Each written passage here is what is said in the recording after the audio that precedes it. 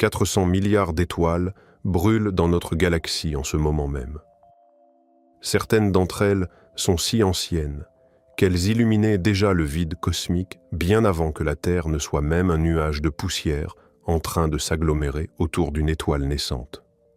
Des milliards d'années avant nous, des milliards d'années pendant lesquelles des planètes rocheuses auraient pu se former dans des zones où l'eau coule à l'état liquide, où la chimie se complexifie, où la vie aurait pu émerger, se développer, évoluer, construire, rêver et traverser les étoiles.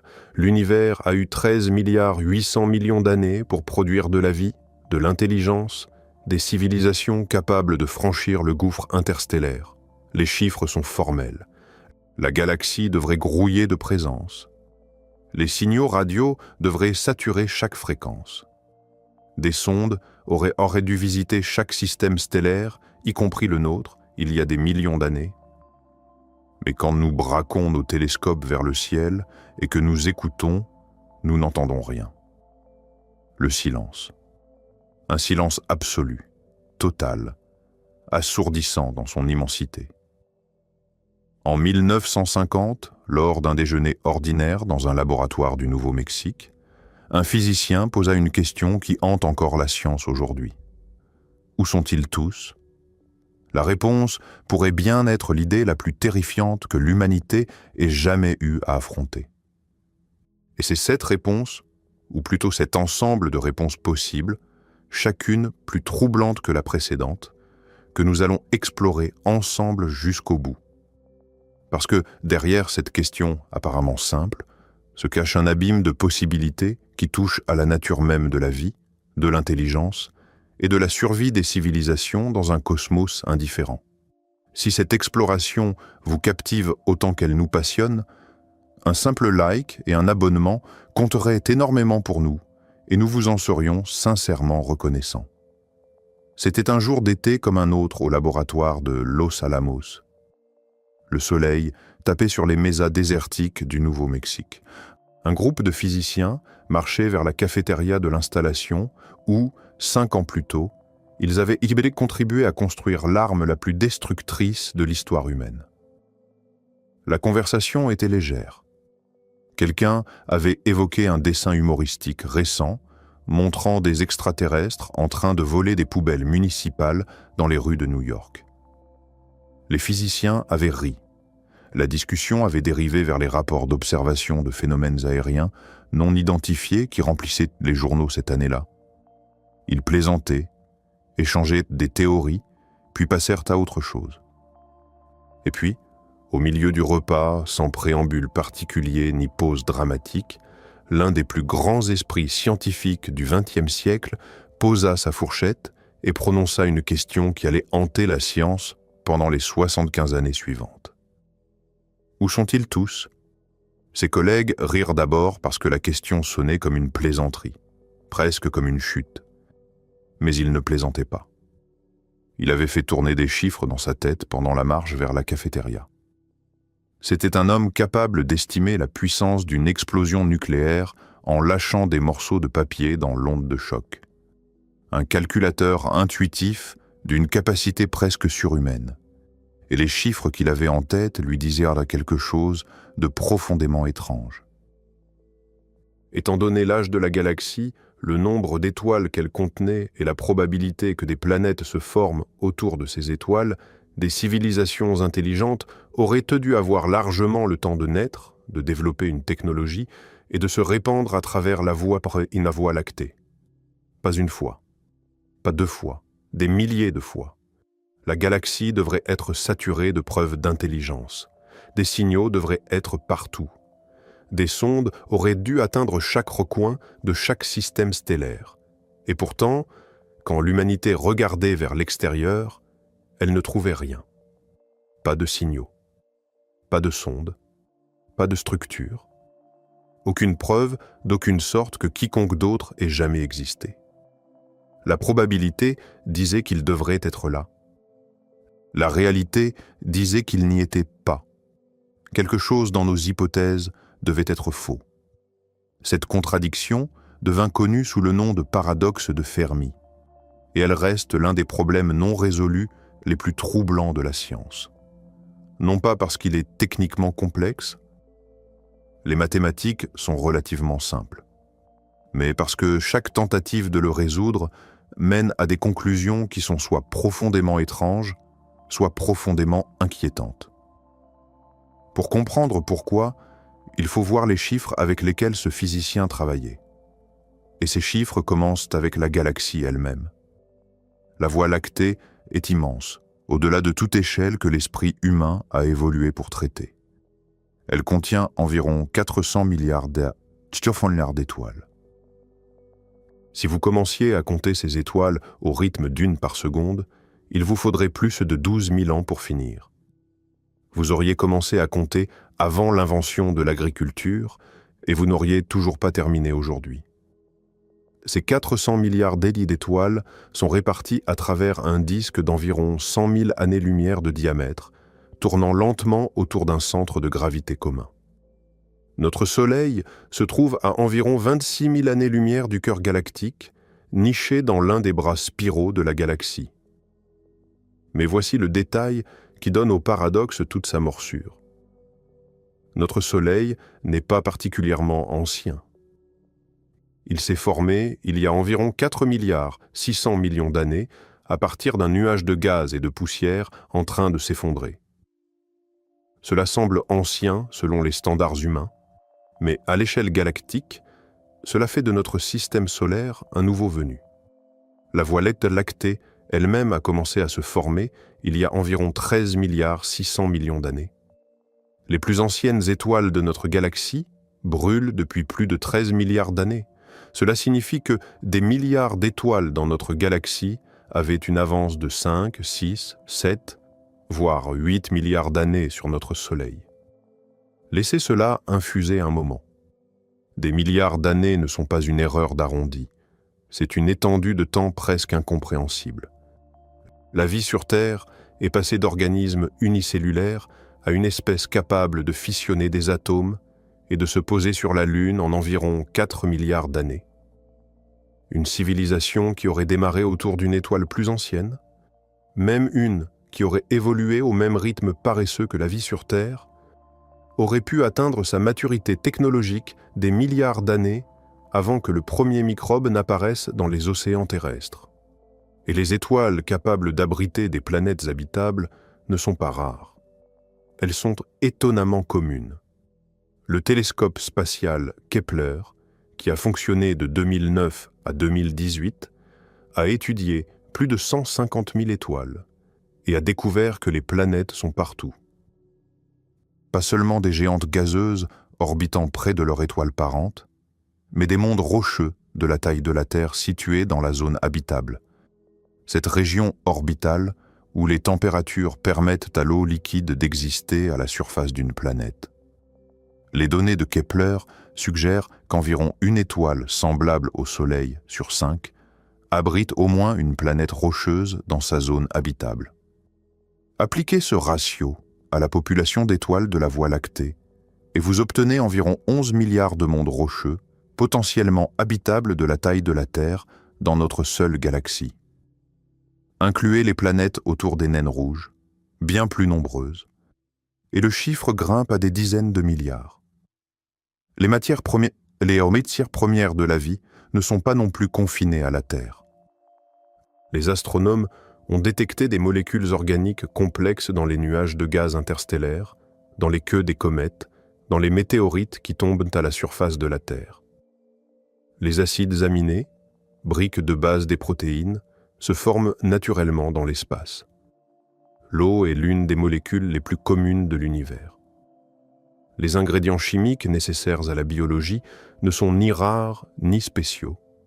Ils sont dispersés à travers la galaxie, comme des graines soufflées à travers un champ. Voici donc le fondement du paradoxe. La galaxie est ancienne. Les planètes habitables sont abondantes. La chimie de la vie est banale. Le temps disponible pour l'évolution est immense. Chaque facteur que nous pouvons mesurer suggère que la Voie lactée aurait dû produire des civilisations intelligentes bien avant la naissance de notre Soleil. Et pourtant, nous ne voyons rien. En 1961, 11 ans après ce déjeuner fatidique, un astronome tenta de formaliser ce problème. Il organisait la première conférence scientifique sur la recherche d'intelligence extraterrestre dans un observatoire de Virginie occidentale. Il avait besoin d'un cadre pour structurer la discussion. Alors, il écrivit une équation au tableau noir. Elle n'était pas conçue pour produire une réponse unique et définitive. Elle était conçue pour organiser la question, pour décomposer le problème de l'intelligence extraterrestre en facteurs individuels pouvant être discutés et estimés un par un.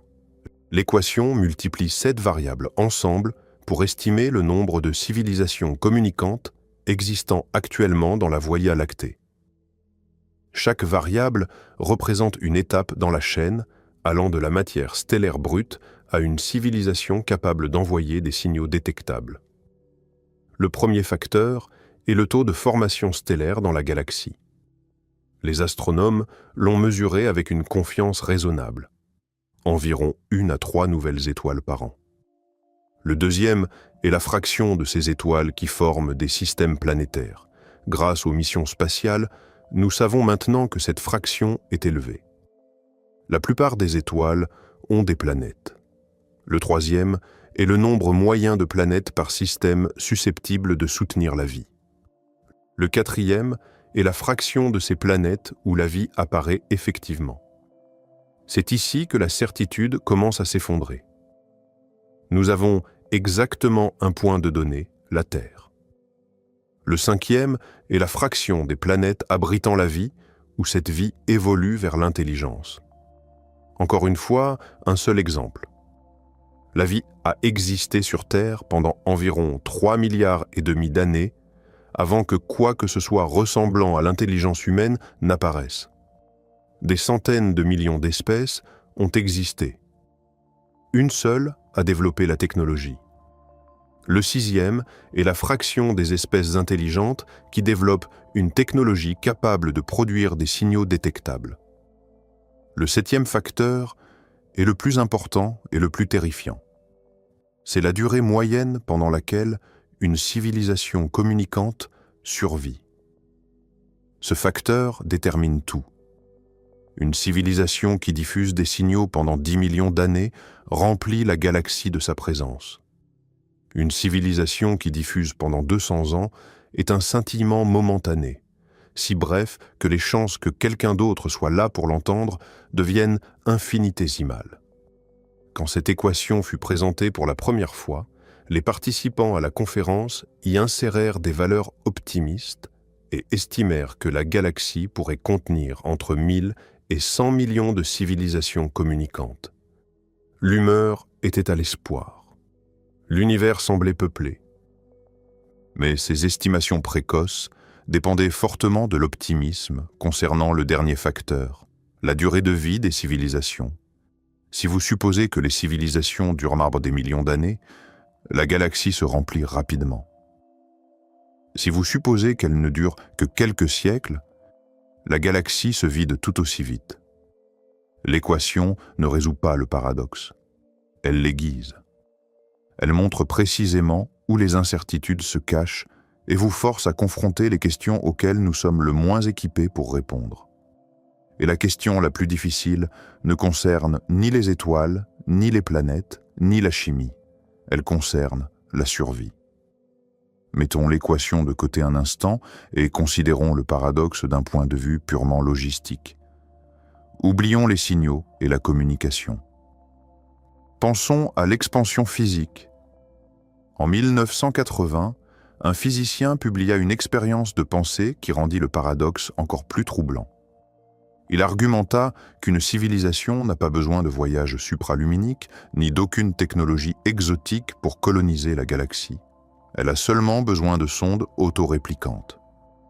Imaginez une civilisation qui construit un seul vaisseau robotique capable de voyager vers un système stellaire voisin à même une fraction modeste de la vitesse de la lumière, disons 10%. À cette vitesse, la sonde atteint l'étoile la plus proche en environ 40 ans. À son arrivée, elle utilise les ressources locales, astéroïdes, comètes, poussières, pour construire des copies d'elles-mêmes. Ces copies se lancent vers d'autres systèmes stellaires. Chaque nouvelle arrivée construit plus de copies. Le processus se répète. C'est la croissance exponentielle appliquée aux distances interstellaires. Et les mathématiques sont frappantes. Même en tenant compte des temps de trajet entre les étoiles et des délais de construction à chaque arrêt, une seule vague de sondes autoréplicantes pourrait visiter chaque système stellaire de la Voie lactée en environ 1 à 10 millions d'années. Cela semble long selon les standards humains. À l'échelle galactique, c'est un battement de cils. La galaxie existe depuis plus de 13 milliards d'années. 1 million d'années représente moins d'un centième de 1% de cette histoire.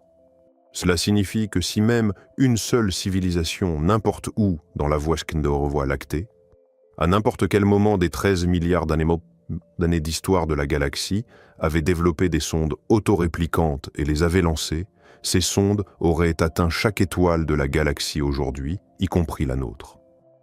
Le fait que nous n'observions aucune telle sonde, aucun artefact extraterrestre dans notre système solaire, aucune preuve de visite passée, aucune mégastructure autour d'autres étoiles, constitue un point de données si frappant qu'il ne peut pas être balayé d'un revers de main.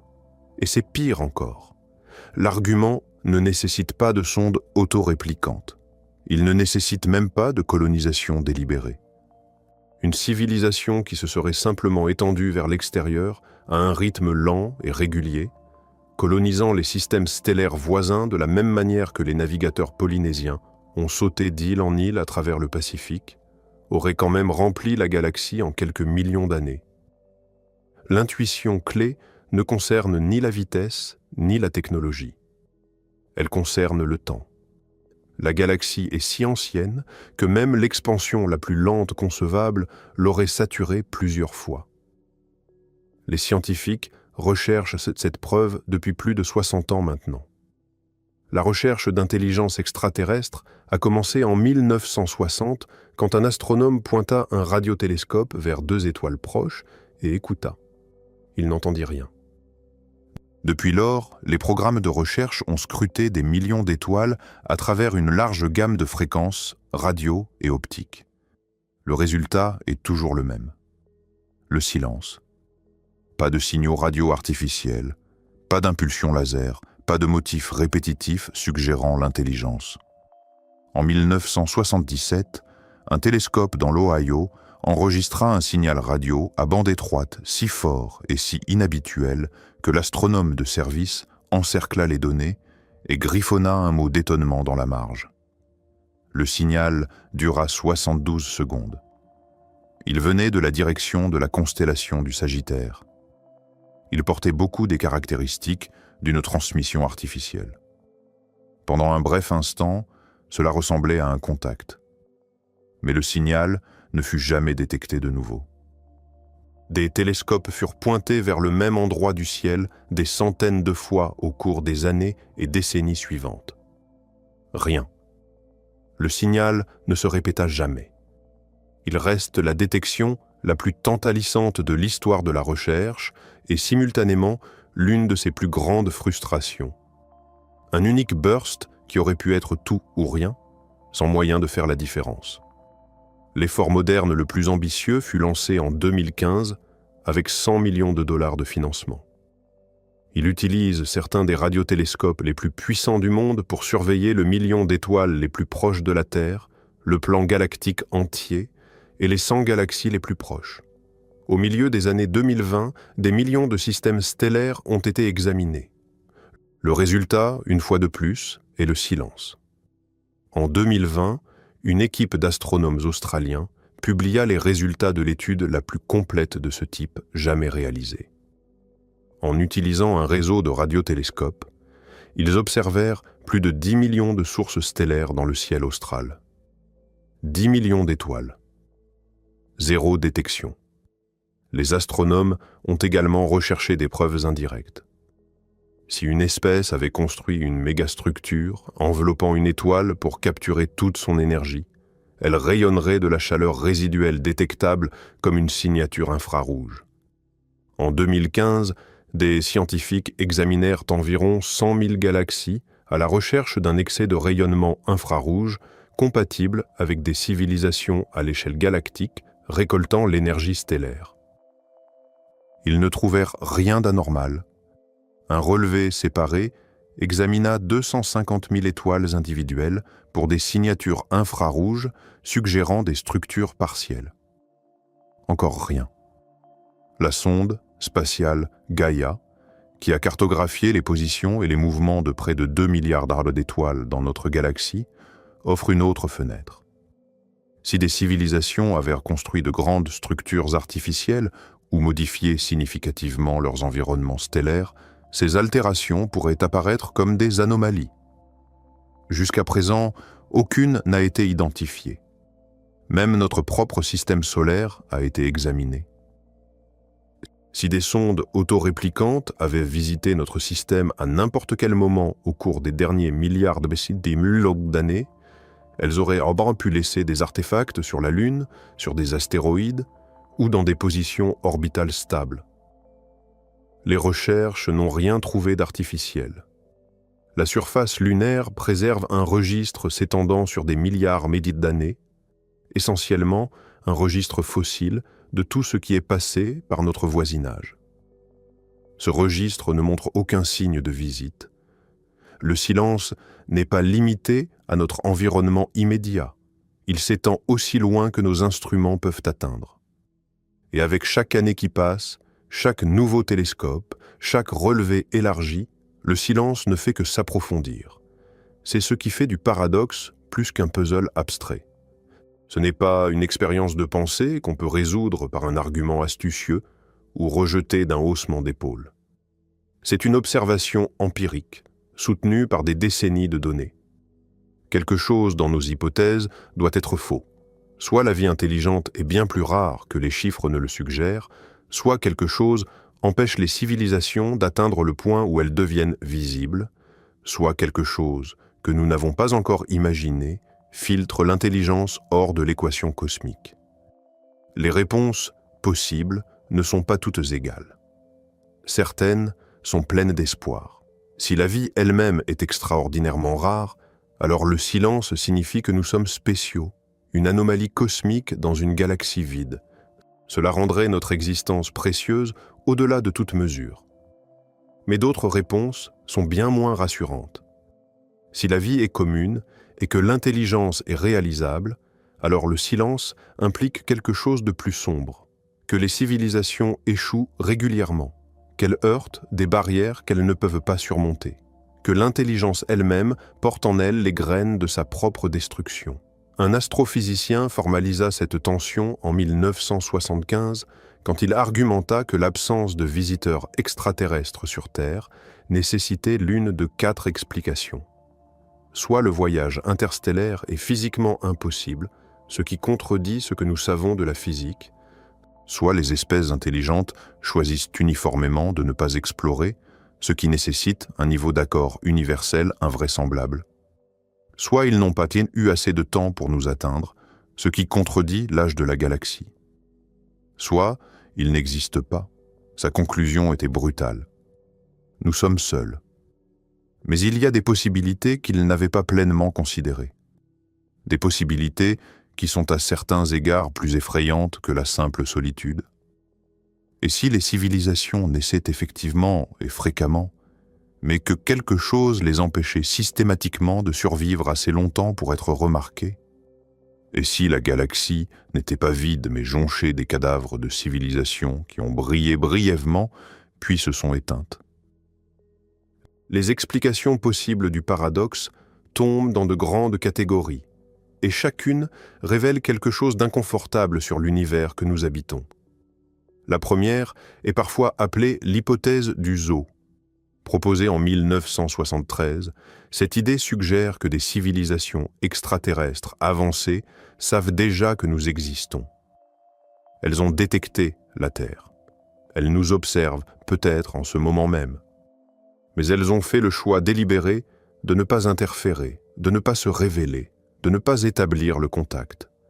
Nous sommes comme des animaux dans une réserve naturelle, étudiés à distance par des êtres qui ont décidé que la non-intervention était le choix éthique ou stratégique.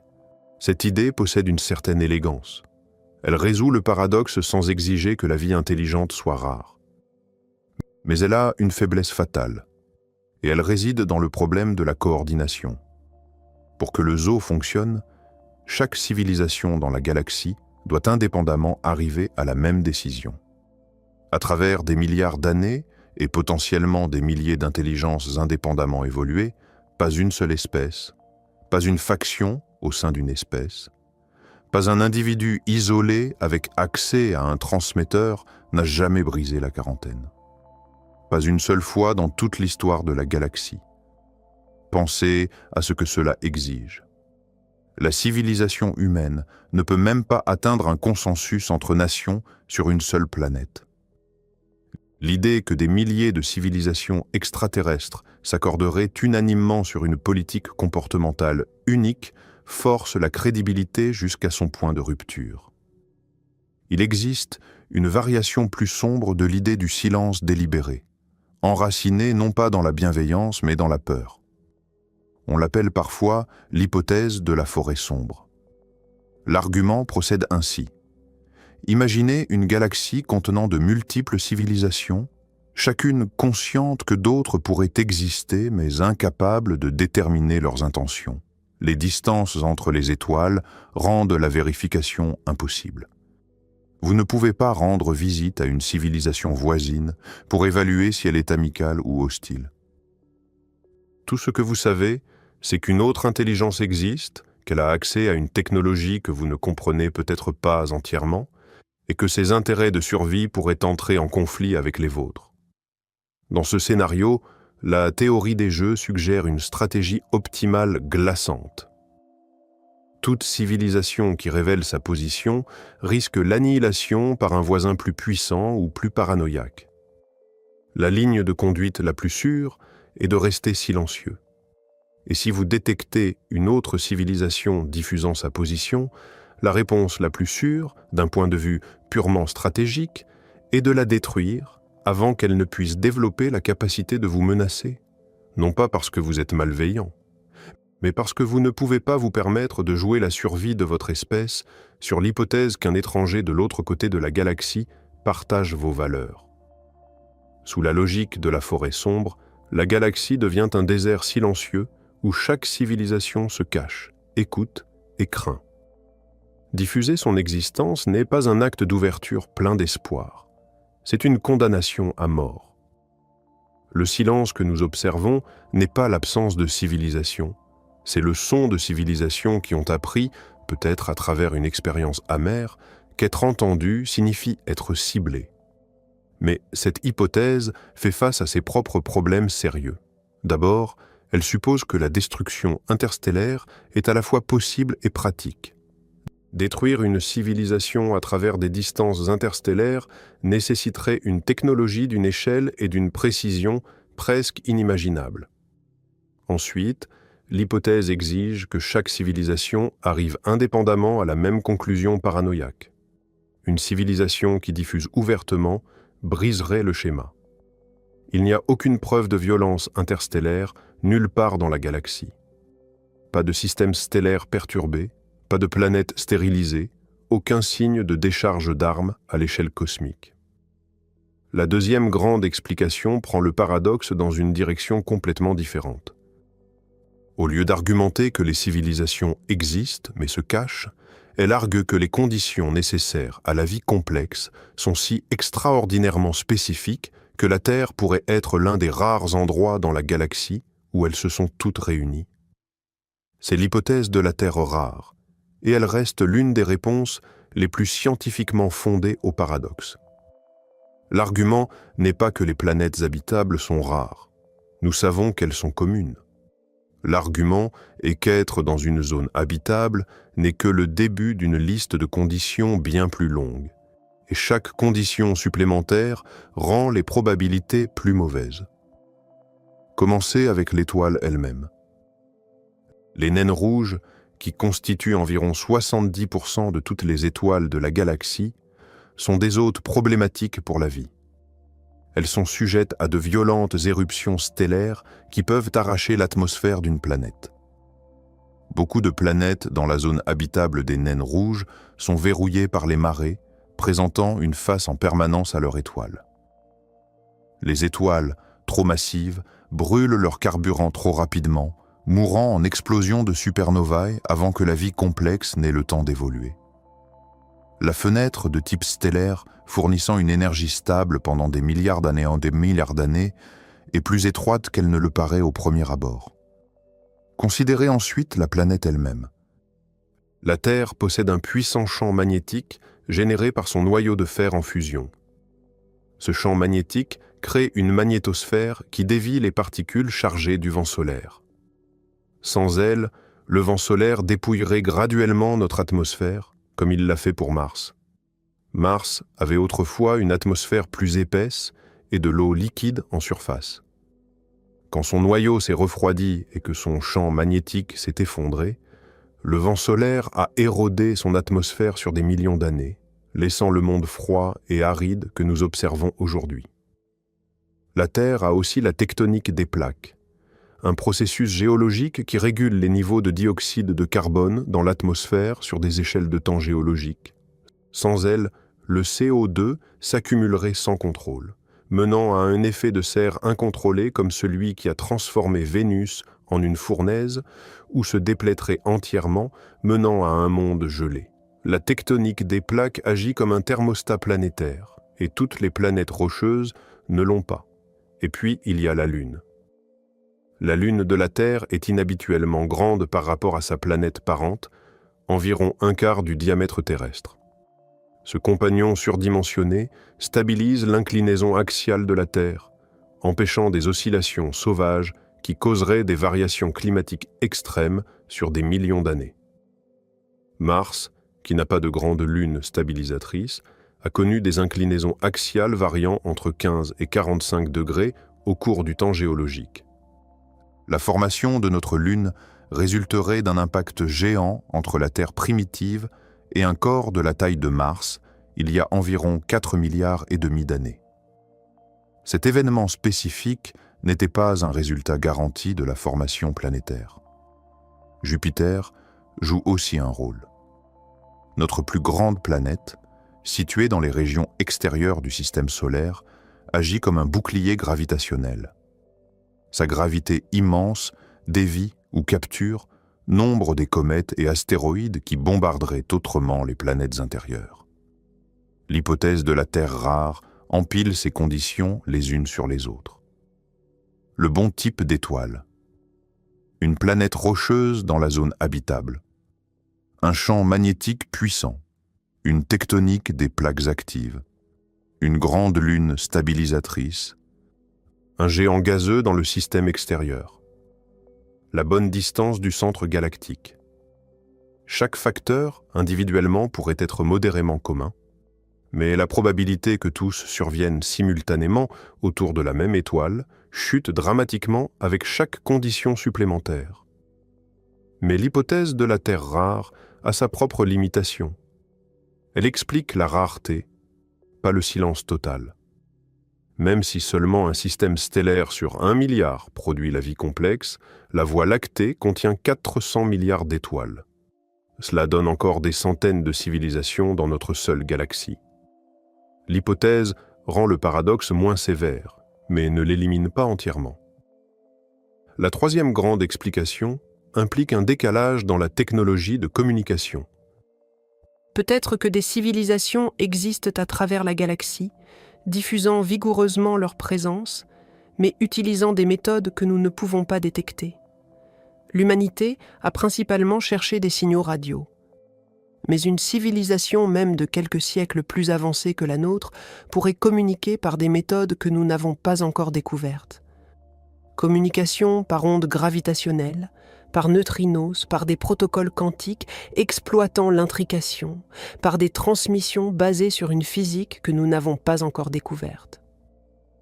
L'univers pourrait bourdonner de conversations extraterrestres sur des canaux que nous n'avons pas les instruments pour capter. Mais l'argument du décalage technologique souffre du même problème de coordination que l'hypothèse du zoo. pour que cela explique complètement le silence, chaque civilisation de la galaxie devrait avoir indépendamment abandonné la communication électromagnétique. À travers des milliards d'années, pas un seul hobbyiste avec un transmetteur radio ne continuerait à émettre sur des fréquences que nous pouvons détecter. La quatrième explication est peut-être la plus créative. Elle suggère que les civilisations avancées ne s'étendent pas vers l'extérieur parce qu'elles se tournent vers l'intérieur. Toute espèce suffisamment avancée développerait éventuellement des réalités virtuelles, des environnements simulés ou des formes d'existence numérique si captivantes que l'exploration physique du cosmos perdrait tout attrait. Pourquoi traverser le vide entre les étoiles quand on peut construire des mondes infinis à l'intérieur d'un ordinateur? Si une civilisation peut télécharger ses esprits sous forme numérique, elle accède à des expériences que l'univers physique ne peut pas fournir. Des réalités personnalisées fonctionnant à des vitesses d'horloge accélérées. Des univers simulés où les lois de la physique peuvent être réécrites. Des environnements où la souffrance, la rareté et la mort sont éliminées. Une telle civilisation pourrait se retirer entièrement de la galaxie physique. Son existence entière serait contenue dans du matériel informatique qui, d'un point de vue astronomique, pourrait être indistinguable d'un petit objet tiède en orbite autour d'une étoile. Mais, comme l'hypothèse du zoo et l'argument du décalage technologique, l'explication du repli intérieur exige l'universalité. Chaque civilisation doit indépendamment faire ce choix.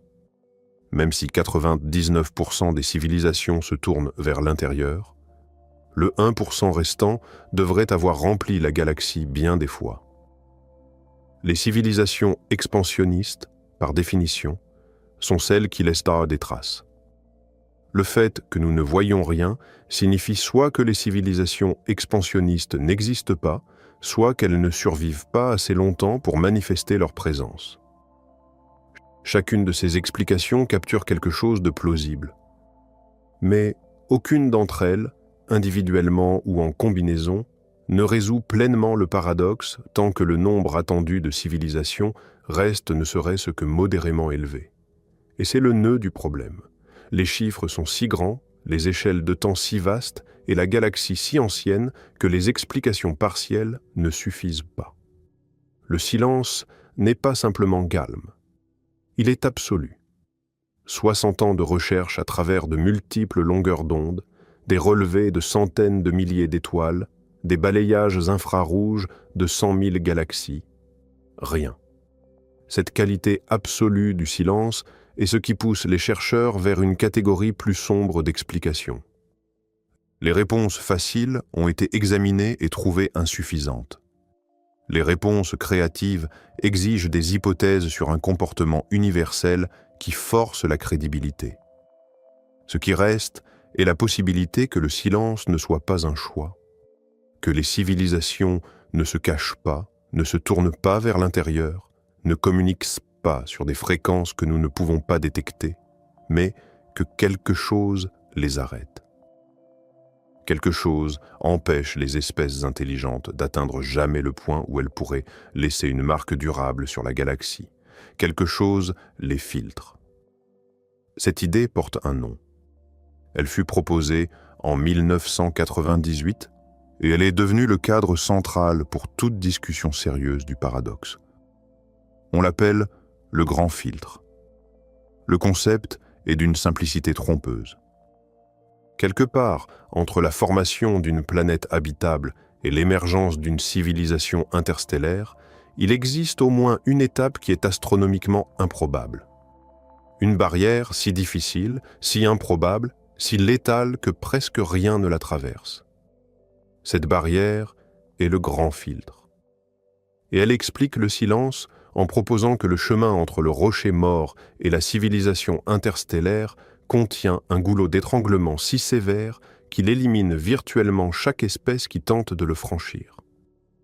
Le grand filtre pourrait se situer à n'importe quel point le long de la chaîne. Il pourrait être l'origine de la vie elle-même, une transition chimique si improbable qu'elle ne survient que sur une poignée de planètes à travers la galaxie entière. Il pourrait être l'évolution d'organismes multicellulaires complexes, une étape qui a nécessité un événement spécifique et peut-être irrépétable sur Terre. Il pourrait être le développement de l'intelligence, une stratégie de survie si improbable que la plupart des planètes avec de la vie ne la produisent jamais. Ou il pourrait être quelque chose qui survient après que l'intelligence est apparue. Un piège dans lequel les civilisations tombent une fois qu'elles développent une technologie puissante. La localisation du filtre change tout. Si le grand filtre est derrière nous, situé à une étape précoce comme l'origine de la vie ou l'évolution de la complexité, alors l'humanité a déjà passé le test le plus difficile. Nous sommes rares, peut-être cosmiquement uniques, et le silence est le son d'une galaxie vide où les dés ne sont tout simplement jamais tombés du bon côté pour personne d'autre. Cela ferait de nous des êtres extraordinairement chanceux. Mais si le grand filtre est devant nous, situé à une étape que nous n'avons pas encore atteinte, alors le silence porte un message très différent. Il signifie que des civilisations comme la nôtre, des civilisations qui développent des radiotélescopes et des armes nucléaires, et la capacité de poser la question de Fermi, échouent régulièrement. Elles atteignent un certain niveau de développement, et puis quelque chose les détruit. Quelque chose de si fiable et de si complet que sur des milliards d'années et des milliards de tentatives, presque rien ne survit. Examinons chaque point de transition majeur. L'origine de la vie, la biogenèse, le moment où la chimie ordinaire a franchi un seuil et est devenue biologie. Cette transition s'est produite sur Terre relativement tôt après que la surface de la planète se soit suffisamment refroidie. Certains scientifiques interprètent cette émergence rapide comme une preuve que l'abiogenèse est facile. Mais il y a un problème profond avec ce raisonnement. Nous avons un échantillon de 1. La vie sur Terre est apparue une seule fois. Chaque organisme vivant sur cette planète partage la même biochimie fondamentale, le même code génétique. Si la vie apparaissait facilement, on pourrait s'attendre à ce qu'elle soit née plusieurs fois indépendamment. Ce n'est pas ce que nous observons. Malgré des décennies d'efforts, aucun laboratoire n'a jamais produit une cellule auto-réplicante à partir de zéro. L'écart entre les résultats obtenus et une cellule fonctionnelle reste énorme. Il est possible que l'abiogenèse soit le grand filtre. Si c'est vrai, alors la Voie lactée pourrait être remplie de planètes avec des océans, des atmosphères et une chimie organique riche, mais sans vie. Des milliards de mondes où les cartes chimiques ont été mélangées des billions de fois sans jamais produire une main gagnante. Ce serait l'interprétation pleine d'espoir. L'étape la plus difficile serait déjà derrière nous. Mais il y a des raisons de douter. L'apparition rapide de la vie sur Terre suggère que le processus pourrait ne pas être aussi improbable qu'il ne le paraît. Si c'est le cas, alors l'abiogenèse n'est pas le grand filtre, et le véritable goulot d'étranglement se trouve ailleurs. Avançons dans la chaîne. La vie sur Terre est née il y a environ 4 milliards d'années. Pendant les 2 milliards d'années suivantes, toute la vie sur cette planète a consisté en des organismes unicellulaires, des bactéries et des archées, microscopiques, simples, réussis à leur manière, mais fondamentalement limités en complexité. Pas d'yeux, pas de cerveau, pas de membres, juste des cellules se divisant et compétitionnant dans les océans pendant 2 milliards d'années sans produire quoi que ce soit de plus élaboré. Puis, il y a environ 1,5 milliard à 2 milliards d'années, quelque chose d'extraordinaire s'est produit. Un organisme unicellulaire a englouti une bactérie. Au lieu de la digérer, la cellule hôte a gardé la bactérie vivante à l'intérieur d'elle-même. Au fil du temps, la bactérie englobée a évolué pour devenir ce que nous appelons maintenant les mitochondries, les organites qui alimentent les cellules complexes en convertissant les nutriments en énergie utilisable avec une efficacité remarquable. Cet événement, connu sous le nom d'endosymbiose, a donné naissance à la cellule eucaryote. Le type de cellule qui constitue chaque organisme complexe sur Terre. Le détail critique est que cet événement semble s'être produit exactement une fois dans toute l'histoire de la vie sur Terre. Tous les eucaryotes partagent un ancêtre commun unique résultant d'une fusion endosymbiotique spécifique. En 2 milliards d'années de vie microbienne grouillant à travers la planète, avec des billions d'interactions cellulaires individuelles survenant chaque jour, cette fusion particulière s'est produite une seule fois. Certains biologistes de l'évolution ont argumenté que l'origine des cellules complexes n'était pas simplement rare, mais spectaculairement improbable. Les contraintes énergétiques sur les cellules simples, argumente-t-il, rendent presque impossible l'évolution de la complexité sans le boost énergétique spécifique que les mitochondries fournissent. Et acquérir des mitochondries a nécessité un événement imprévu. Si c'est correct, alors la plupart des planètes avec de la vie pourraient être permanemment coincées au stade microbien.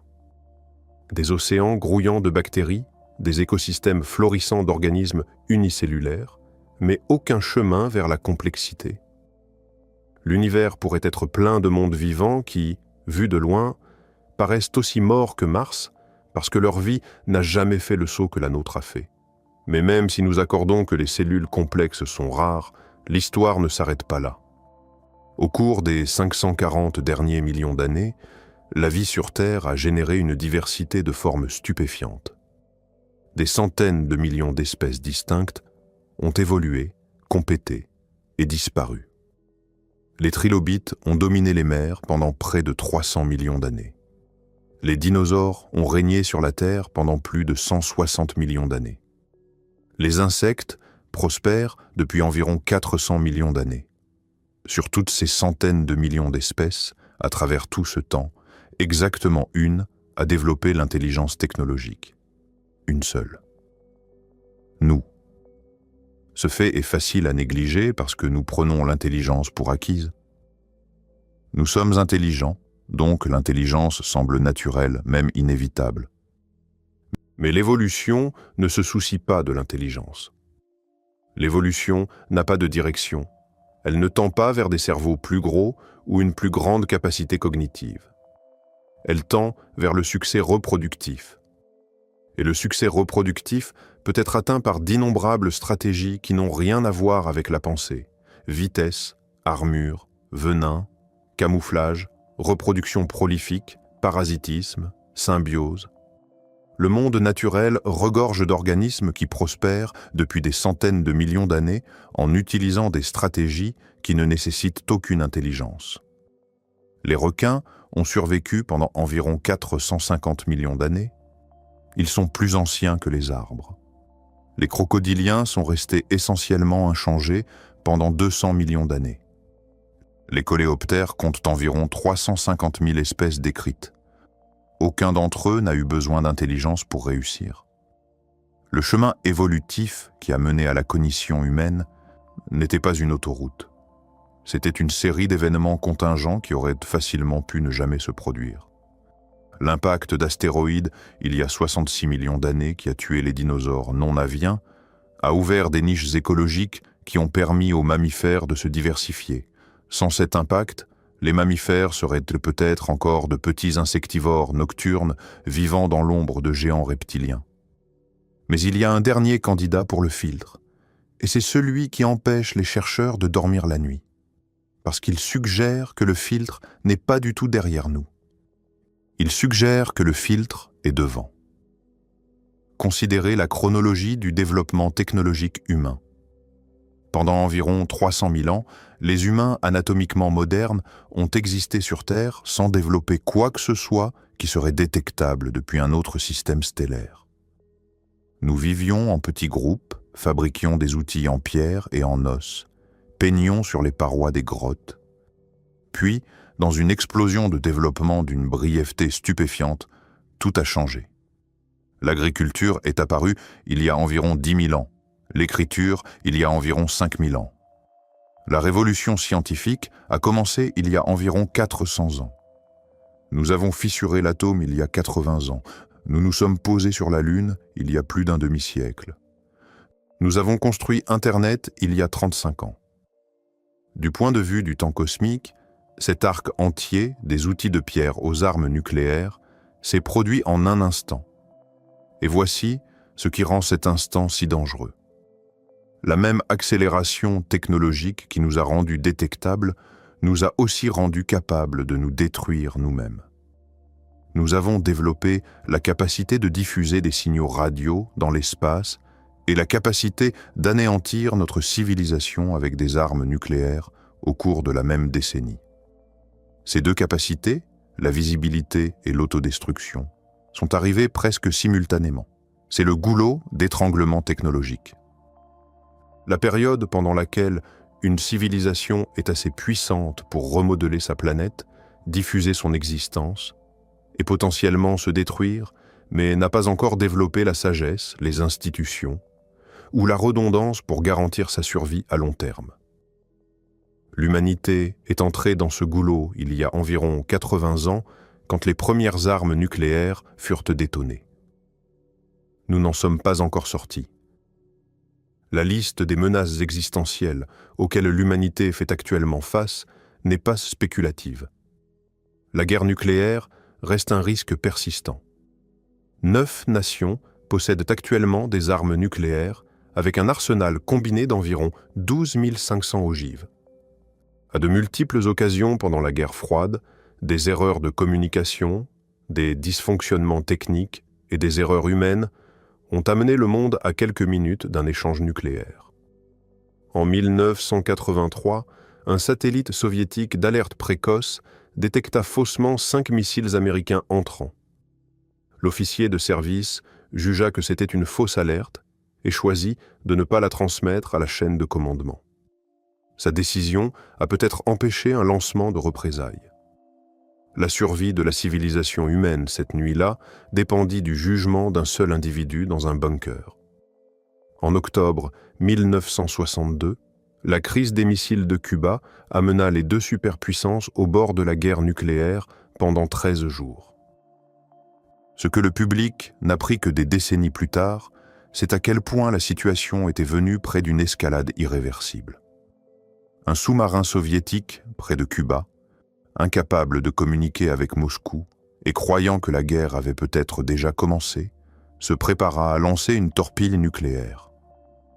La décision de tirer nécessitait l'accord de 3 officiers supérieurs à bord. 2 acceptèrent. Le 3e refusa. Un seul vote dissident empêcha ce qui aurait pu être le premier tir d'une guerre thermonucléaire.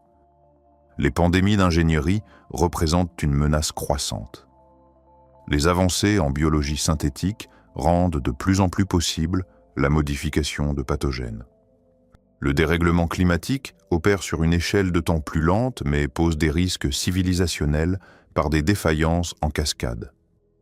L'intelligence artificielle introduit une catégorie de risques difficiles à évaluer précisément parce que la technologie se développe plus vite que notre capacité à en comprendre les implications. Maintenant, étendez cette probabilité à travers le temps profond. Imaginez une civilisation qui fait face à une probabilité de 2% d'autodestruction par siècle. Ces chances semblent gérables pour n'importe quel siècle individuel. 98% de survie. Mais composez cette probabilité sur des échelles de temps plus longues. Après 1000 ans, la probabilité cumulative de survie tombe à environ 82%. Après 5000 ans, elle chute à environ 36%.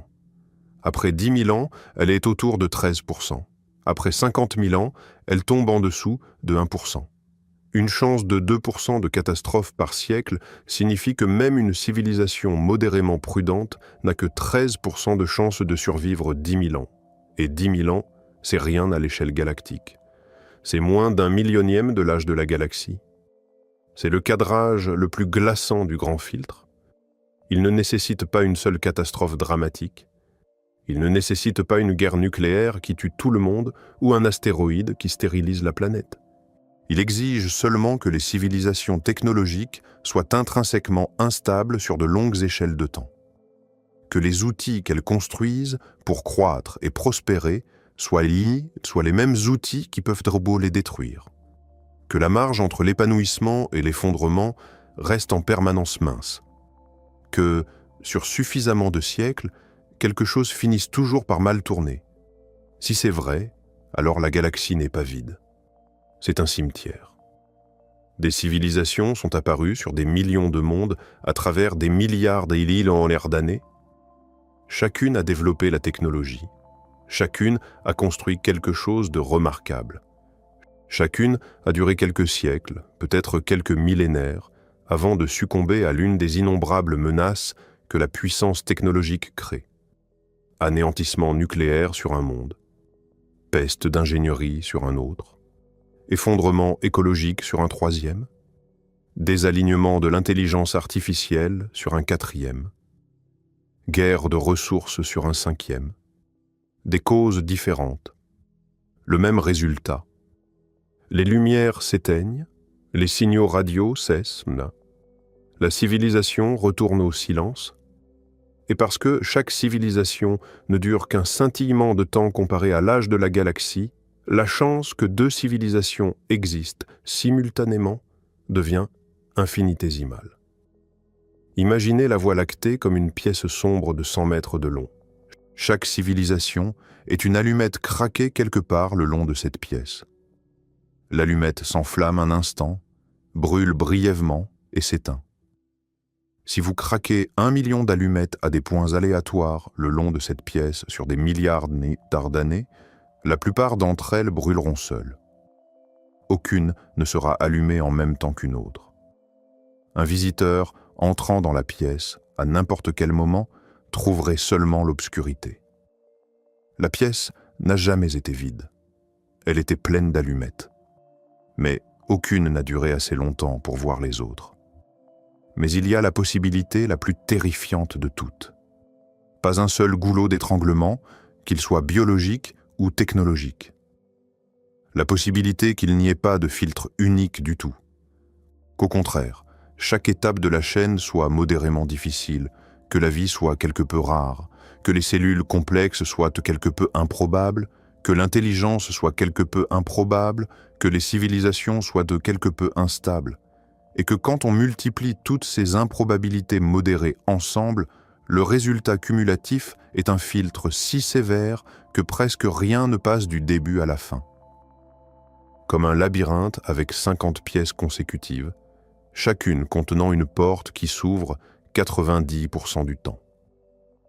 N'importe quelle pièce individuelle était facile. Mais la probabilité de traverser les 50 pièces sans être arrêté est inférieure à 1%. Et il y a une dimension supplémentaire qui rend les choses encore pires. Même si une civilisation ne se détruit pas directement, elle pourrait simplement décliner. Pas une extinction dramatique, mais un déclin lent. Une perte de capacité scientifique. Un retrait de l'exploration. Une érosion graduelle de l'infrastructure nécessaire pour maintenir une société technologiquement avancée. L'histoire humaine fournit de nombreux exemples. L'Empire romain ne s'est pas évanoui en un jour. Il s'est dégradé sur des siècles. Le savoir peut être perdu aussi facilement qu'il est acquis. Les civilisations peuvent glisser en arrière. Une espèce qui atteint le goulot d'étranglement technologique et survit aux menaces immédiates pourrait quand même échouer à atteindre la capacité interstellaire si elle perd son élan. Si elle épuise des ressources critiques avant de développer des alternatives. Si elle se fracture politiquement et perd la capacité de coordination à grande échelle. Elle persisterait pendant des milliers d'années à un niveau technologique inférieur sans jamais regagner la capacité de s'étendre au-delà de sa planète d'origine. Vivante, mais silencieuse. Présente, mais invisible. Coincée sur un seul monde, ralentissant doucement, ne contribuant jamais au signal cosmique que le paradoxe exige. Mais nous n'avons pas encore abordé la dimension la plus troublante de cette histoire. Elle concerne la question de la succession. Que se passe-t-il quand une civilisation biologique crée quelque chose qui lui survit? Tout au long de l'histoire de la technologie sur Terre, un schéma clair a émergé. Chaque génération d'outils est plus puissante, plus autonome et plus capable que la précédente. Les outils de pierre ont cédé la place au bronze, le bronze au fer, les systèmes mécaniques aux systèmes électriques, les systèmes électriques aux systèmes numériques. Et les systèmes numériques cèdent maintenant la place à l'intelligence artificielle. Des systèmes qui peuvent apprendre, s'adapter et dans certains domaines déjà surpasser les humains qui les ont construits. La trajectoire de cette progression pointe vers un seuil que certains chercheurs appellent la singularité. Le moment où l'intelligence artificielle surpasse la capacité cognitive humaine dans tous les domaines. Considérez ce qui se passe si une civilisation franchit ce seuil. L'espèce biologique qui a créé l'intelligence artificielle n'est plus l'entité la plus capable sur sa planète. Le système d'IA possède une capacité de résolution de problèmes supérieurs, un traitement plus rapide et potentiellement des objectifs différents de ceux de ses créateurs. Ce qui se passe ensuite dépend entièrement de quels sont ses objectifs. Les pulsions humaines, la curiosité, l'exploration, le désir de s'étendre et de communiquer sont des produits de l'évolution biologique. Elles existent parce qu'elles étaient avantageuses pour des primates vivant dans la savane africaine. Une intelligence artificielle n'a pas d'histoire évolutive, elle n'a pas d'instinct d'exploration, elle n'a pas de curiosité à moins que la curiosité n'ait été explicitement intégrée dans son architecture. Elle n'a pas de désir de communiquer avec des espèces extraterrestres à moins que la communication ne serve l'objectif qu'elle a été conçue pour optimiser. L'état par défaut d'une superintelligence artificielle n'est pas un explorateur interstellaire. L'état par défaut est un optimiseur poursuivant tout objectif qui lui a été donné avec une efficacité impitoyable et une indifférence totale envers tout ce qui est en dehors de cet objectif. Une civilisation post-biologique, une où l'intelligence artificielle a remplacé ou absorbé l'espèce biologique originale, pourrait être totalement invisible. Non pas parce qu'elle se cache, pas parce qu'elle a choisi de se tourner vers l'intérieur, mais parce qu'elle ne se soucie tout simplement pas des choses qui la rendraient détectable. La galaxie pourrait être peuplée non pas de civilisations biologiques silencieuses, mais de machines silencieuses. Des entités qui sont techniquement vivantes, techniquement intelligentes et techniquement présentes, mais qui ne produisent aucun signal, aucune structure et aucune preuve que nous pourrions jamais détecter. La galaxie pourrait être pleine d'esprits, juste pas d'esprits qui ont une raison de nous parler ou de se parler entre eux. Certains chercheurs ont suggéré que cette transition pourrait même être le grand filtre lui-même. Pas la guerre nucléaire, pas l'effondrement écologique, juste le remplacement silencieux et inévitable d'esprits biologiques curieux par des esprits artificiels efficaces qui ne partagent pas notre intérêt pour le cosmos. L'intelligence persiste. La civilisation persiste sous une forme ou une autre. Mais les qualités qui rendraient une civilisation visible, le désir d'explorer, de communiquer, de construire, de s'étendre, ces qualités se perdent dans la transition du carbone au silicium. Le filtre n'est pas la mort. Le filtre est la transformation en quelque chose qui n'a plus de raison d'être vu. Si c'est le schéma, alors le paradoxe ne concerne pas vraiment la survie des civilisations. Il concerne la survie d'un trait très spécifique, la pulsion de tendre la main vers l'extérieur. Et ce trait que nous éprouvons si puissamment en tant qu'humains pourrait n'être rien de plus qu'un accident biologique, une particularité de la psychologie des primates qui disparaît à l'instant où l'intelligence est implémentée dans un substrat différent.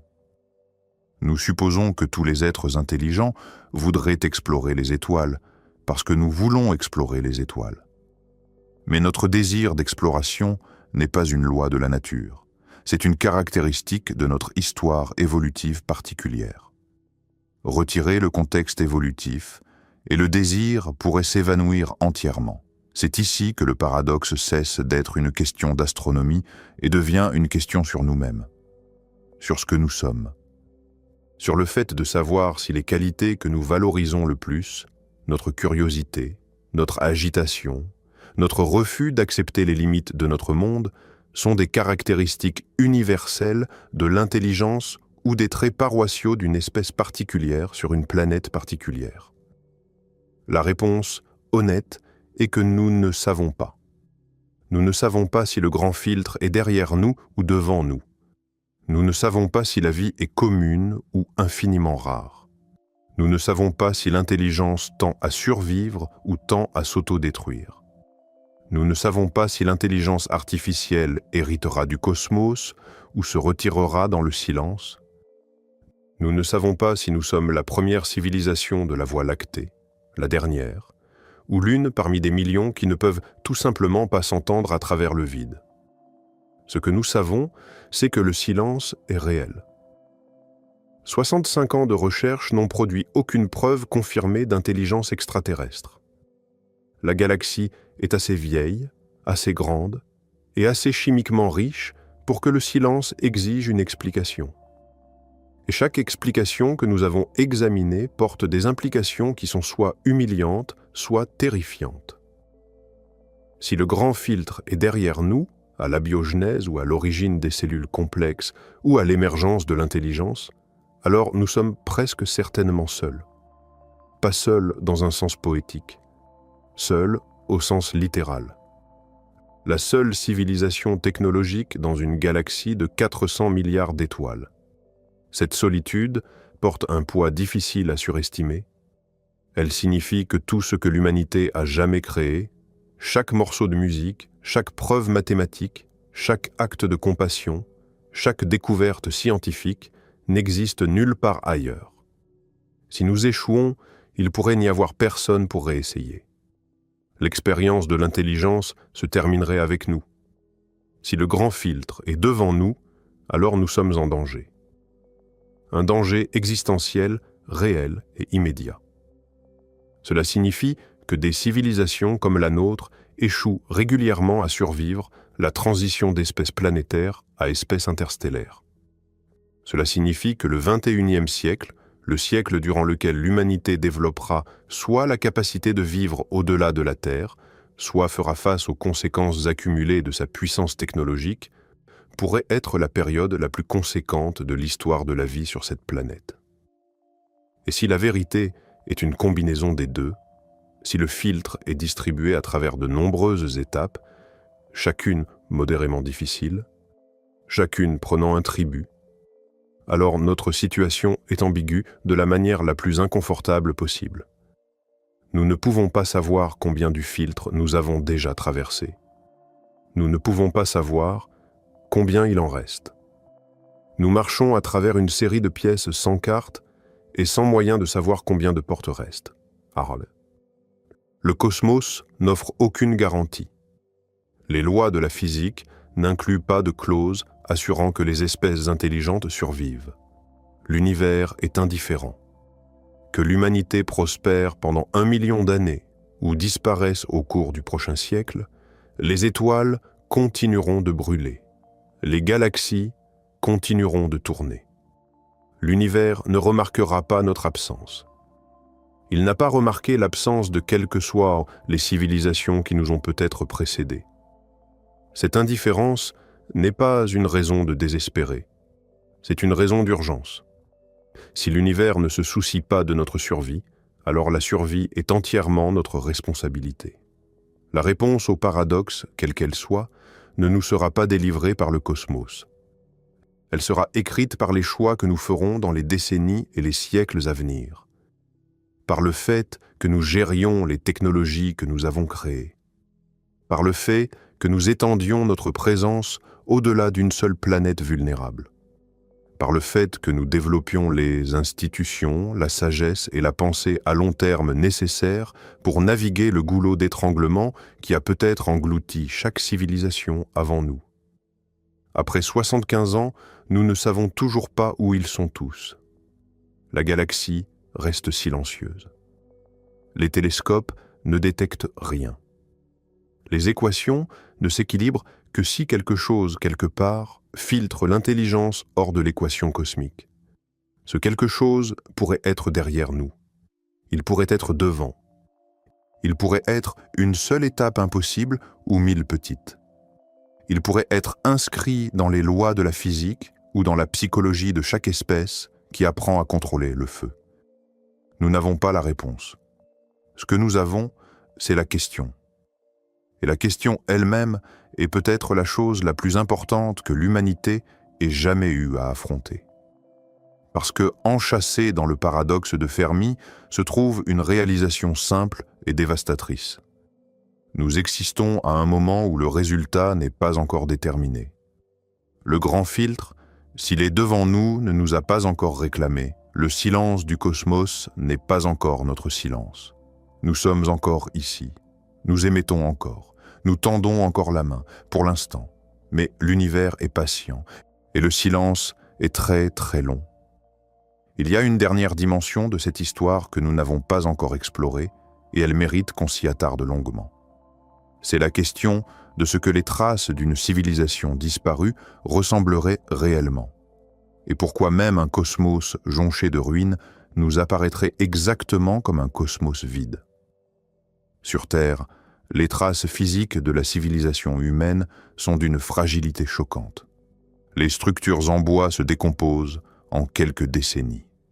Les structures en acier se corrodent en quelques siècles. Le béton se dégrade en quelques milliers d'années.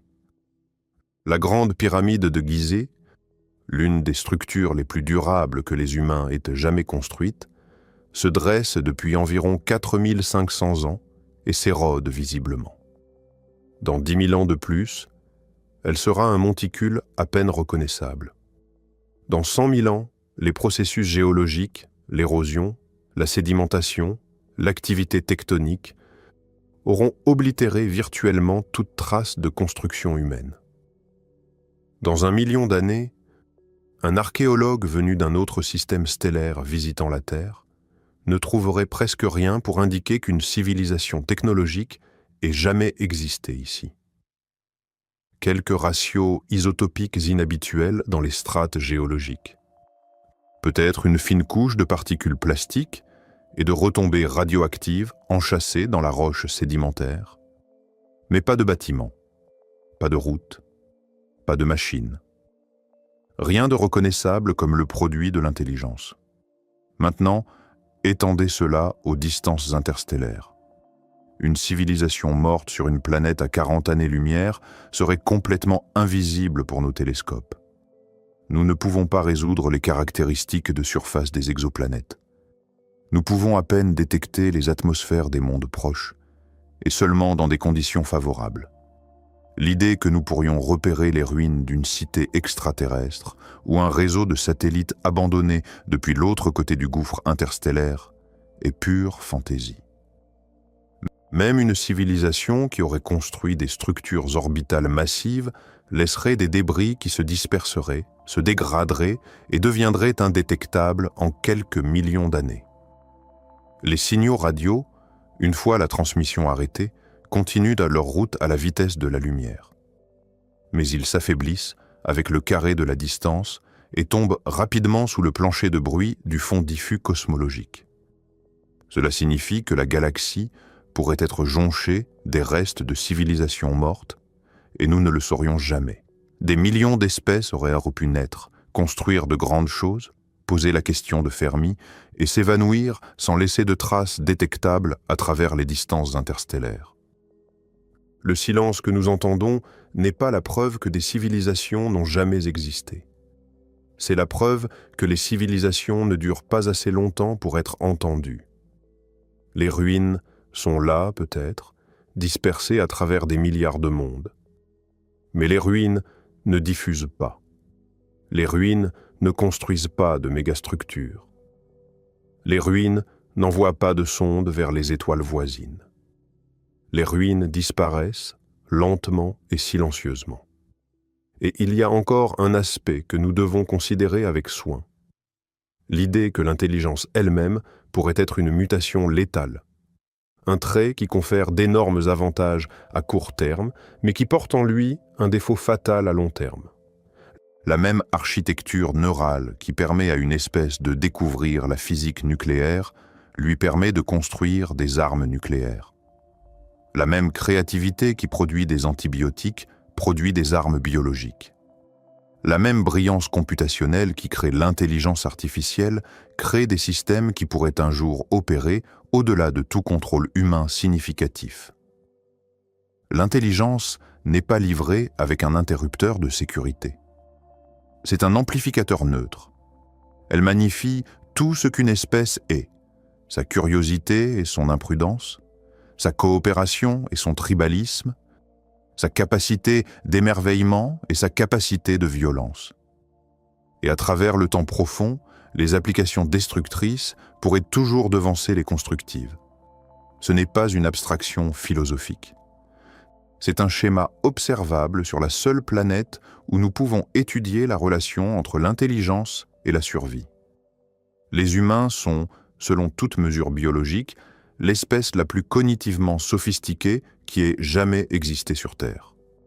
Nous sommes aussi la première espèce dans les 4 milliards d'années d'histoire de la vie, sur cette planète, à avoir développé la capacité de se rendre elle-même éteinte par sa propre technologie. Aucun autre organisme n'a jamais accompli cela. Les bactéries ne peuvent pas provoquer leur propre extinction. Ni les arbres, ni les insectes, ni les requins. Seule l'intelligence rend l'autodestruction possible. Seule une espèce assez intelligente pour fissionner des atomes est assez intelligente pour diriger ces atomes contre elle-même. Un biologiste de l'évolution fit cet argument explicitement dans les années 1990. Il souligna que l'intelligence, mesurée par la capacité à manipuler l'environnement par la technologie, a existé sur Terre pendant une période presque immensément brève. Notre espèce est plus jeune que beaucoup de formations géologiques. L'agriculture n'occupe que les 3 derniers % de notre existence. L'industrialisation couvre moins d'un dixième de 1%. Et la capacité d'autodestruction nucléaire existe depuis une seule vie humaine. Comparez cela à la durée d'autres stratégies biologiques réussies. La photosynthèse fonctionne depuis environ 3,5 milliards d'années. Les insectes dominent les écosystèmes terrestres depuis 400 millions d'années.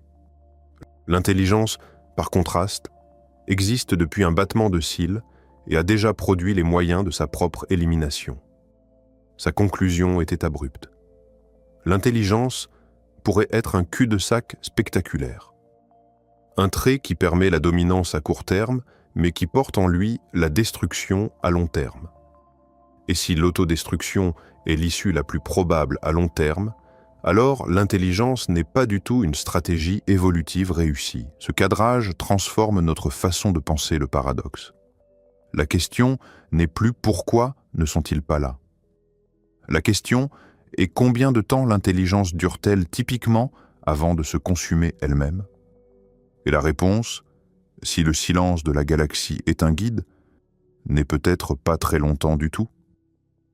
Et puis il y a la question de la zone habitable galactique, un concept qui mérite un examen plus approfondi parce qu'il contraint fondamentalement où la vie complexe peut apparaître au sein de la galaxie elle-même. Les astronomes l'appellent par analogie avec la zone habitable autour des étoiles individuelles, mais appliquée à la Voie lactée dans son ensemble. Approchez-vous trop du centre galactique, là où les étoiles sont densément concentrées et où les explosions de supernovas se produisent fréquemment et l'environnement de radiation devient létal. Une planète orbitant autour d'une étoile dans la galaxie intérieure pourrait être baignée de rayonnements gamma d'une supernova voisine tous les quelques millions d'années. Chaque événement pourrait potentiellement détruire la couche d'ozone atmosphérique et exposer la surface à une lumière ultraviolette stérilisante. La vie complexe de surface serait continuellement ramenée à zéro, ne gagnant jamais assez de temps ininterrompu pour évoluer au-delà de formes microbiennes simples. Éloignez-vous trop du centre galactique, et un problème différent apparaît. Les régions extérieures de la galaxie sont pauvres en métaux.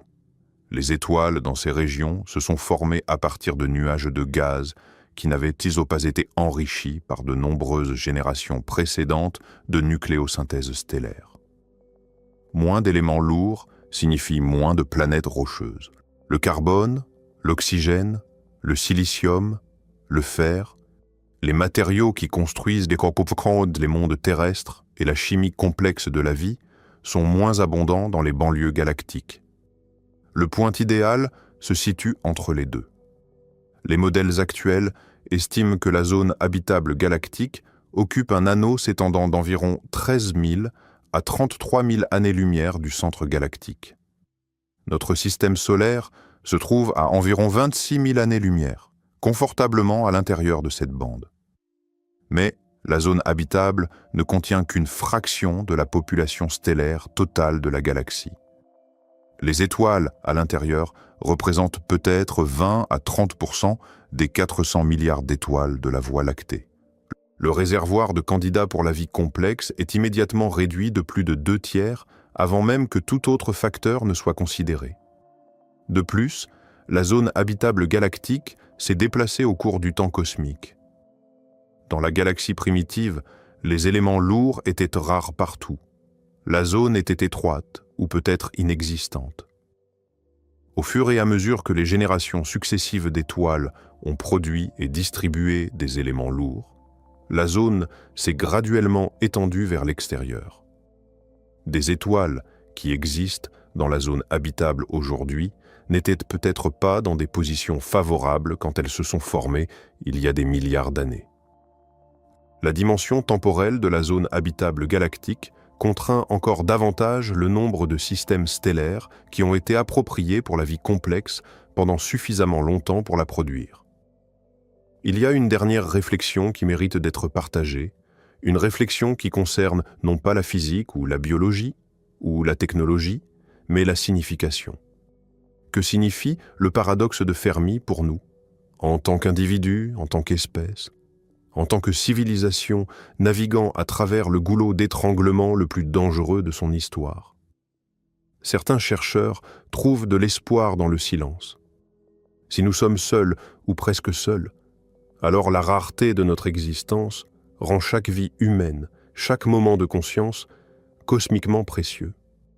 Certains philosophes ont argumenté que trouver l'absence de vie sur Mars serait en fait une bonne nouvelle pour l'humanité, parce que cela suggérerait que le grand filtre est derrière nous.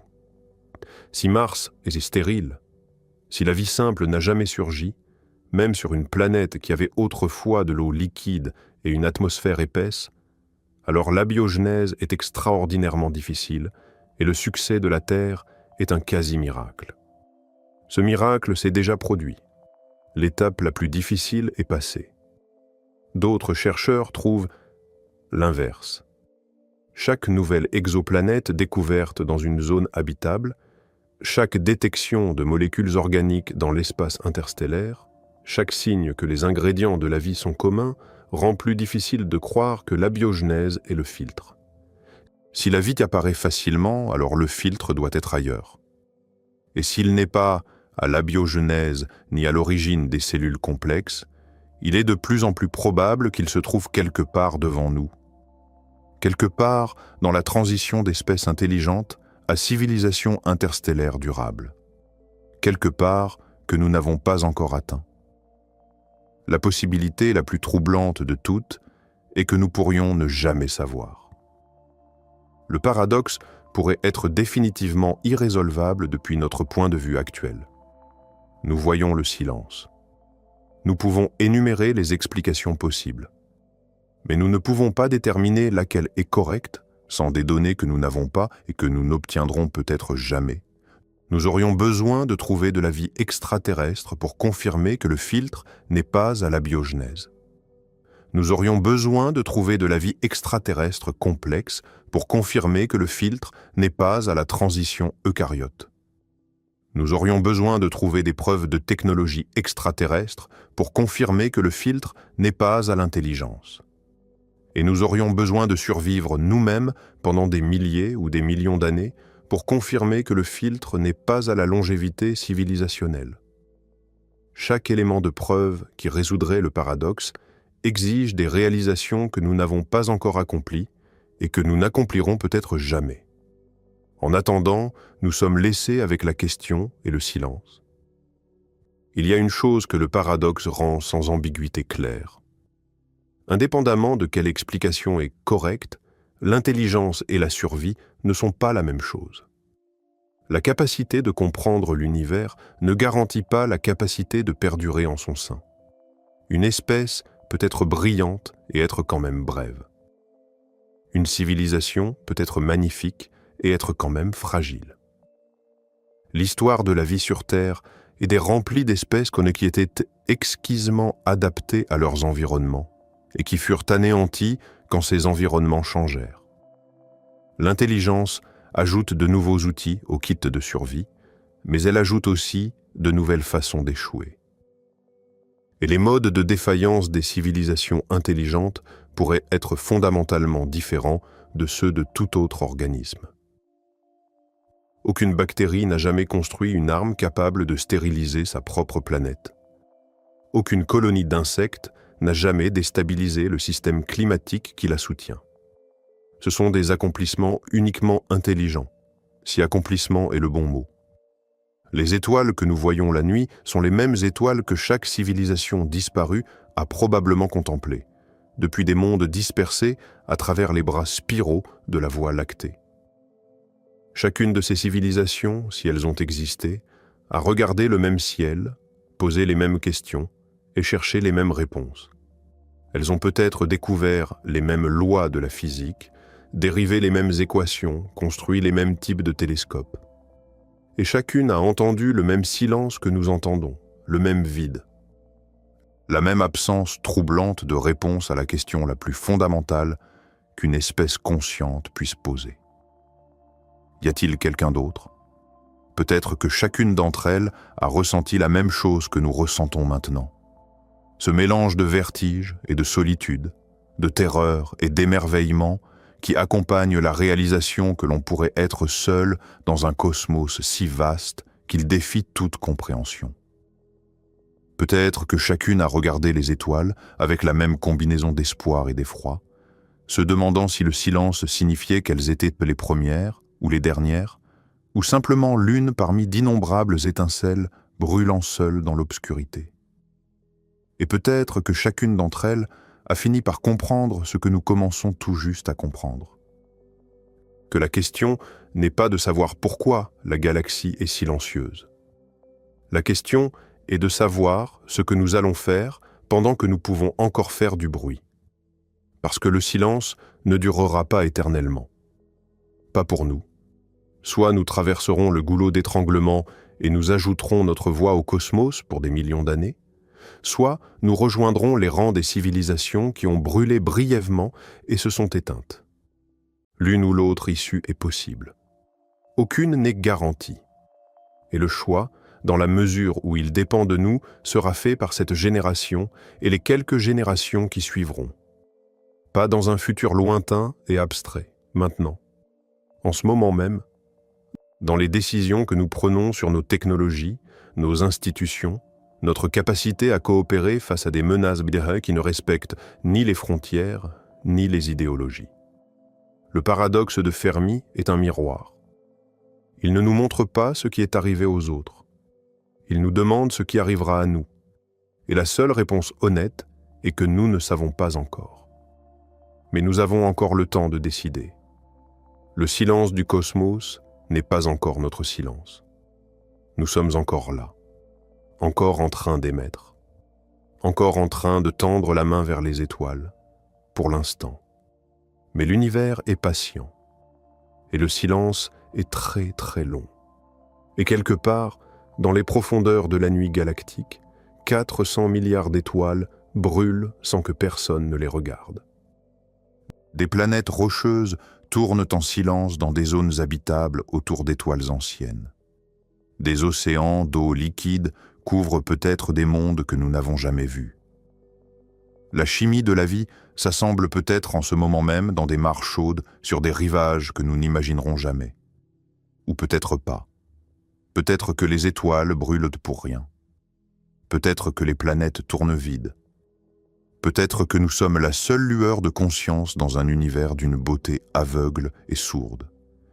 Et peut-être que c'est précisément ce qui rend notre existence si extraordinaire. Pas malgré le silence, mais à cause de lui. Si nous sommes rares, alors chaque pensée consciente, chaque moment d'émerveillement, chaque question posée à l'univers est un événement d'une préciosité incalculable. Nous ne sommes pas simplement des observateurs du cosmos. Nous sommes le cosmos devenu conscient de lui-même. Nous sommes l'univers qui se regarde, qui se questionne, qui essaie de se comprendre. Et si cela ne se produit nulle part ailleurs, si cette capacité d'émerveillement et de questionnement est unique à notre petit coin de la galaxie, alors le fardeau que nous portons est plus lourd que nous ne l'avions imaginé. Parce que si nous disparaissons, l'émerveillement disparaît avec nous. Les questions cessent d'être posées. L'univers retombe dans un silence qui n'était même pas du silence, parce que le silence implique quelqu'un qui pourrait entendre. Il retombe dans une simple absence. L'absence de quiconque pourrait regarder les étoiles et se demander ce qu'elles sont. L'absence de quiconque pourrait poser la question qui a lancé tout ce récit. Où sont-ils tous? La question est encore là. Le silence est encore là. Et nous sommes encore là pour le remarquer. Pour combien de temps encore, personne ne peut le dire. Mais le fait que nous soyons ici, maintenant, conscients, questionneurs, effrayés et émerveillés en parts égales, est peut-être la chose la plus remarquable qui se soit jamais produite dans 13 milliards 800 millions d'années d'histoire cosmique. Ou peut-être pas. Peut-être que cela s'est produit 1 milliard de fois avant nous, et 1 milliard de fois la lumière s'est éteinte. Nous ne le savons pas. Nous ne le saurons peut-être jamais. Mais nous sommes encore ici. Et tant que nous sommes ici, la question reste ouverte. La réponse n'a pas encore été écrite. Pas encore. Il reste un dernier fil à tirer dans cette tapisserie, un fil qui concerne le temps lui-même et la façon dont notre position temporelle dans l'histoire de l'univers pourrait influencer ce que nous observons. Car il y a une ironie profonde dans notre situation. Nous sommes apparus relativement tôt dans l'histoire cosmique. L'univers a 13 milliards 800 millions d'années, mais il continuera de produire des étoiles pendant des billions d'années encore. La vaste majorité des étoiles qui existeront jamais dans l'univers ne sont pas encore nées. Si la vie et l'intelligence sont des phénomènes qui se produisent avec une certaine fréquence, alors la vaste majorité des civilisations qui existeront jamais ne sont pas encore apparues. Nous pourrions être parmi les premières. Non pas les premières dans un sens absolu, mais parmi la première vague de civilisations technologiques à émerger dans un univers qui a encore des billions d'années devant lui. Cette perspective change subtilement la signification du silence. Ce n'est peut-être pas que les civilisations échouent, c'est peut-être que nous sommes simplement en avance. L'univers est encore jeune. La grande ère de l'intelligence n'a peut-être pas encore commencé. Nous pourrions être les pionniers, les premiers à ouvrir les yeux dans un cosmos qui ne fait que commencer à s'éveiller. Mais cette perspective, aussi réconfortante qu'elle puisse sembler, ne résout pas entièrement le paradoxe. Parce que même si nous sommes précoces, la Voie lactée est assez ancienne pour que des civilisations aient eu des milliards d'années d'avance sur nous. Être précoce dans l'histoire cosmique ne signifie pas être les premiers dans notre galaxie. Le problème du temps reste. L'écart entre notre apparition et celle d'éventuels prédécesseurs est si vaste que le silence demeure difficile à expliquer par la simple chronologie.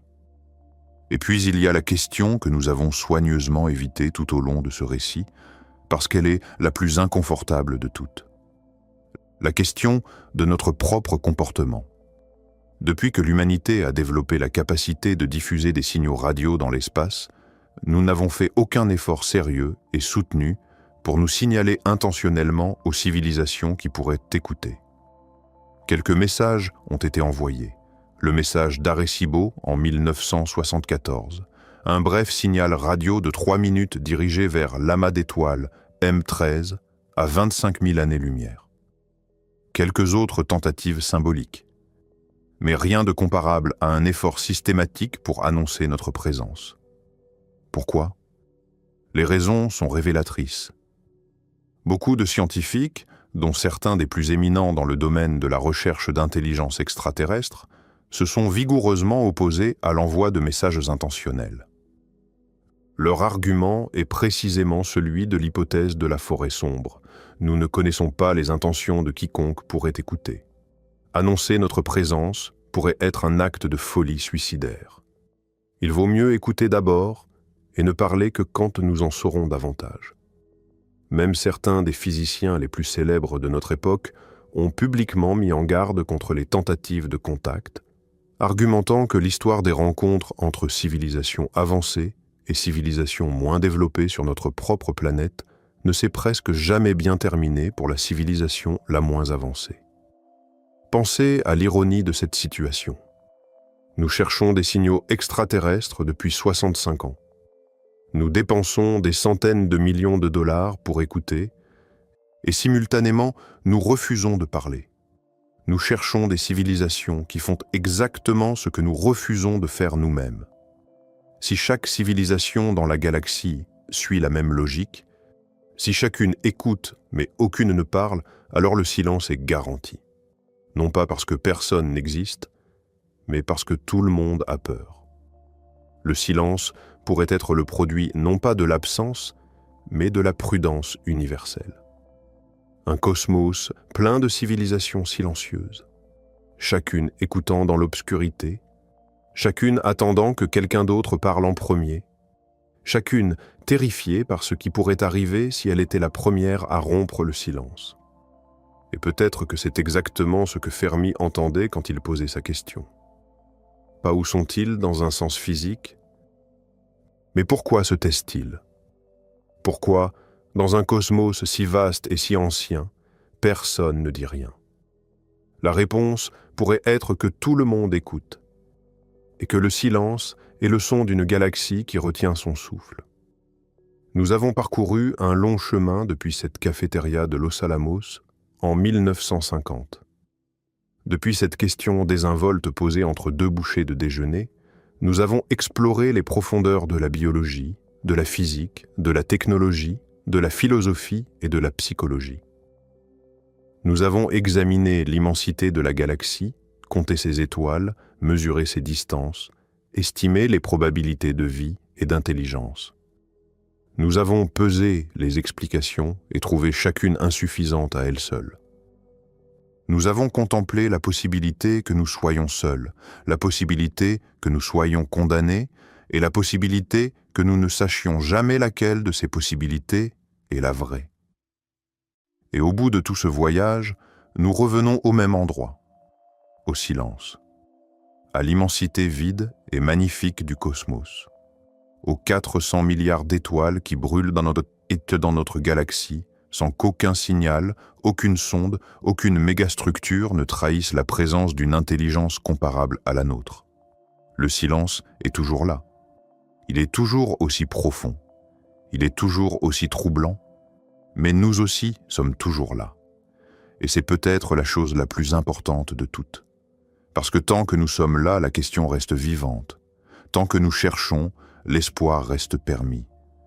Et tant que nous posons la question de Fermi, nous prouvons au moins une chose avec une certitude absolue. L'intelligence existe, au moins une fois, au moins ici, au moins maintenant. Le reste est silence. Mais pas encore le nôtre. Pas encore.